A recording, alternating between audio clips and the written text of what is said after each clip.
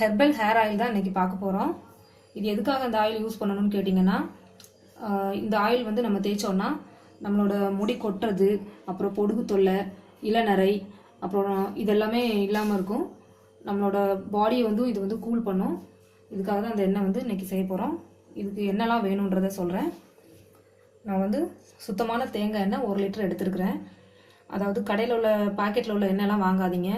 செக்லேருந்து ஆட்டி வர எண்ணெயை வந்து வாங்கிக்கோங்க. அதுதான் எந்த கலப்படமும் இல்லாமல் இருக்கும். அதுக்கப்புறமா 200 ml நல்லெண்ணெய் எடுத்துருக்கிறேன். அதுக்கப்புறமா ஒரு 10 செம்பருத்தி பூ எடுத்துருக்கிறேன். இது வந்து வெள்ளை கரிசலாங்கண்ணி இலையை மட்டும் எடுத்து வச்சுருக்கிறேன். 2 கைப்பிடி அளவுக்கு. 1 கைப்பிடி அளவுக்கு மருதாணி, 1 கைப்பிடி கறிவேப்பிலை, அப்புறம் ஒரு 9 நெல்லிக்காய் வச்சுருக்கிறேன். அதுக்கப்புறமா ஒரு 4 ஸ்பூன் வெந்தயத்தை ஒரு 6 மணி நேரம் ஊற வச்சு வச்சுருக்கிறேன். அதுக்கப்புறமா 1 கைப்பிடி அளவு வெங்காயம். இப்போ எப்படி செய்கிறதுன்னு பார்க்கலாம். இப்போ அரைக்கக்கூடிய பொருள் எதெல்லாம் சொல்கிறேன். இந்த கரிசலாங்கண்ணி இலை, மருதாணி, கறிவேப்பிலை, இந்த நெல்லிக்காய் வந்து கட் பண்ணி வச்சுக்கணும். அப்புறம் வெந்தயம், இந்த சின்ன வெங்காயம், இதெல்லாத்தையும் தான் போட்டு அரைக்க போகிறேன். ஃபஸ்ட்டு நம்ம நெல்லிக்காயை கட் பண்ணிக்கிறேன். நெல்லிக்காய் வந்து இந்த மாதிரி சைஸில் கட் பண்ணி வச்சுக்கலாம். இப்போ இதில் இந்த வெந்தயத்தை மட்டும் எடுத்து போடலாம். தண்ணி விடாமல் அரைக்கணும்.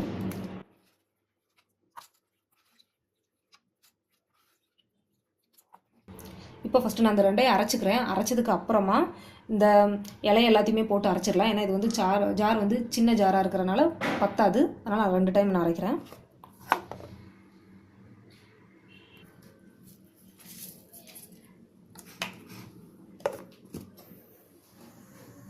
இப்போ நான் அதை மிக்சியில் போட்டு நல்லா அரைச்சி வச்சுருக்கிறேன். அதாவது இந்த வெந்தயம் ஊற வச்ச தண்ணியை மட்டும்தான் நான் ஊற்றி அரைச்சிருக்கிறேன். இந்த மாதிரி கெட்டியாக இருக்கணும். நான் இப்போ ஒரு பெரிய இரும்பு கடாய் தான் அடுப்பில் வச்சுருக்கிறேன். ஸ்டவ் ஆன் பண்ணிவிட்டேன். இப்போ நான் வந்து இதில் எண்ணெயை ஊற்றுறேன்.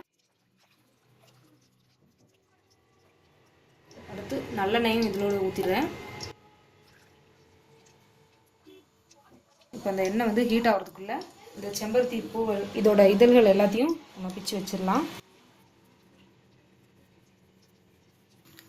எண்ணெய் வந்து நல்லா சூடாயிருச்சு. இப்போ நான் வந்து ஸ்டவ்வை வந்து சிம்மில் வச்சுருக்கிறேன். வச்சுட்டு நம்ம அங்கே ஏற்கனவே அரைச்சி வச்சுருக்கிறத இதை எடுத்து போட்டுடலாம். இதை போடும்போது கொஞ்சம் கவனமாக போடணும். ஏன்னா சூடான எண்ணெயில் இதை போடுறோம்,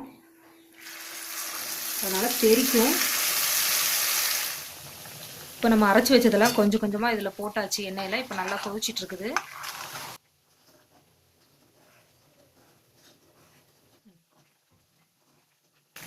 அப்பப்போ கொஞ்சம் இதை வந்து கிண்டி விட்டுட்டே இருக்கணும், இல்லைன்னா அடியிலலாம் ஒட்டிக்கும்.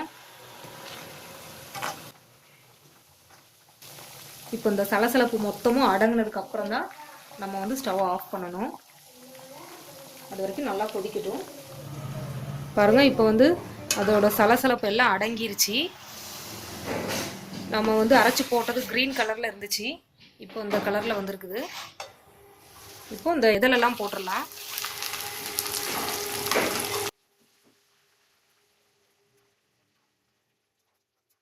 இப்போ நம்ம ஸ்டவ் ஆஃப் பண்ணிடலாம்.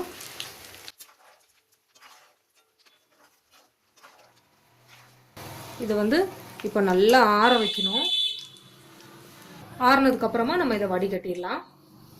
இது ஓப்பன்லேயே தான் ஆற வைக்கணும், மூடி வச்சிடக்கூடாது. எண்ணெய் வந்து நல்லா ஆறிடுச்சு. இப்போ இதை வடிகட்டிடலாம். ஒரு பாத்திரம் எடுத்து வச்சுட்டு அப்புறம் ஒரு வெள்ளை துணி எடுத்துக்கலாம். எடுத்து இதில் போட்டுட்டு மாதிரி பண்ணிவிட்டு கொஞ்சம் கிளிப்பு போட்டு வச்சிடலாம்.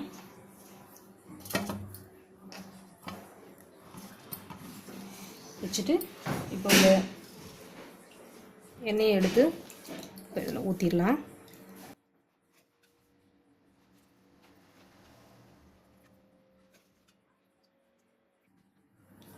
இப்போ மொத்த எண்ணெயும் கோரி நம்ம இதில் ஊற்றி வடிகட்டியாச்சு.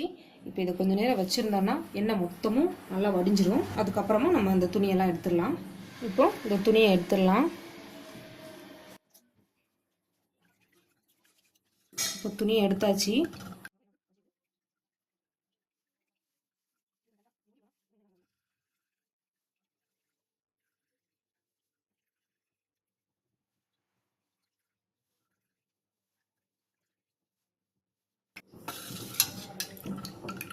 எண்ணெயை வந்து நல்லா வடிகட்டியாச்சு. இப்போ எண்ணெயோட கலரை பாருங்கள் எப்படி இருக்குதுன்னு.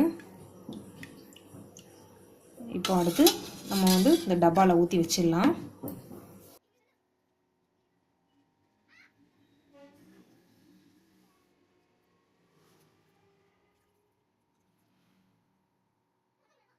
எண்ணெய் வந்து காய்ச்சி டப்பாவில் ஊற்றியாச்சு. நம்ம ஊற்றக்கூடிய டப்பாவில் வந்து ஒரு சொட்டு கூட ஈரம் இருக்கக்கூடாது. அந்த மாதிரி ஈரம் இருந்துச்சுன்னா நம்ம ஆயில் வந்து கெட்டு போகிறதுக்கு சான்ஸ் இருக்குது. அதனால் நல்லா தொடச்சிட்டு எண்ணெயை ஊற்றிடணும். இது வந்து ஒரு 6 மாதம் ஆனால் கூட கெட்டு போகாமல் இருக்கும். நீங்களும் இதே மாதிரி ட்ரை பண்ணுங்கள். இந்த ஆயிலை வந்து ஒரு நாள் விட்டு ஒரு நாள் தலையில் தேய்க்கணும். நம்மளோட முடியோட வேர்க்கால்களில் படும்படி நல்லா மசாஜ் பண்ணி விடணும். ஹேர் க்ரோத் ரொம்பவே நல்லாயிருக்கும். இந்த எண்ணெய்க்காக நம்ம இதில் சேர்த்துருக்க ஒவ்வொரு பொருள்லேயும் ஒவ்வொரு மருத்துவ குணம் இருக்குது. அதனால் ரொம்ப நல்லது இந்த எண்ணெய் தேய்ச்சா. ட்ரை பண்ணிவிட்டு உங்களோட கமெண்ட்ஸை சொல்லுங்கள். தேங்க்யூ.